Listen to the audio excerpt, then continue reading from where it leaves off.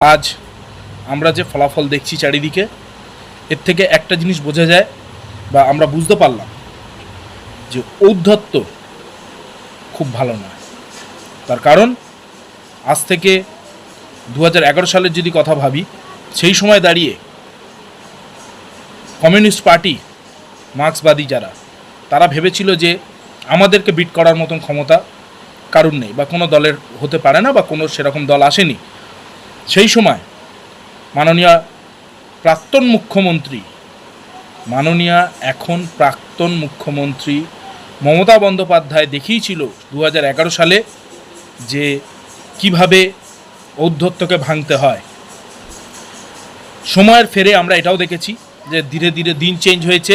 সেই সময়ের ফেরে আমরা লক্ষ্য করেছি যে মমতা বন্দ্যোপাধ্যায় সরকার গড়েছে এবং পরবর্তীতে আমরা দেখেছি যে তার দলের দুর্নীতি, তার দলের এই সমস্ত ধরনের মানুষের প্রতি অত্যাচার, চারিদিকে তারা ভোটে জিতলে উদযাপন করত বোম মেরে, কোনো বাচ্চার প্রাণ নিয়ে, বিভিন্ন জায়গায় সাধারণ মানুষের দোকান বন্ধ করে দিয়েছে। মানুষকে একটা বাড়ি ঢালাই দিতে গেলে তাদেরকে লাখ লাখ টাকা দিতে হয়। তৃণমূল নেতাদের, সো কল্ড তৃণমূল নেতাদের লাখ লাখ টাকা দিয়ে তারপর তারা হয়তো একটা বাড়ি ঢালাই দিতে পারে।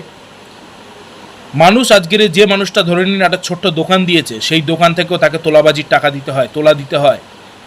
তার কারণ এই তোলা না পেলে তৃণমূলের নেতাগুলোর বা তৃণমূলের যত চামচা আছে তাদের সংসার চলে না, ঘর চলে না। কেননা এদের বেসিক্যালি শিক্ষা নেই, এরা অশিক্ষিত, এরা কাজ করে খাওয়ার মতন ক্ষমতা এদের নেই বা পারবে না। আজ সাধারণ মানুষ এই ঔদ্ধত্যের জবাব দিয়েছে। সরকারকে মুখ থুবড়ে এমনভাবে ফেলেছে যেখান থেকে মমতা বন্দ্যোপাধ্যায়ের উঠে দাঁড়ানোর ক্ষমতা আর মনে হয় না হবে বলে করেছেন। আমাদের আশেপাশের, আমি যে বিধানসভায় থাকি সেই আশেপাশের আমার বিধানসভার নেতা, যে তৃণমূলের ক্যান্ডিডেট ছিল, তার নাম শুভাশিস চক্রবর্তী। উনি এই মুহূর্তে প্রায় 10,000 10,500 ভোটে হারছে।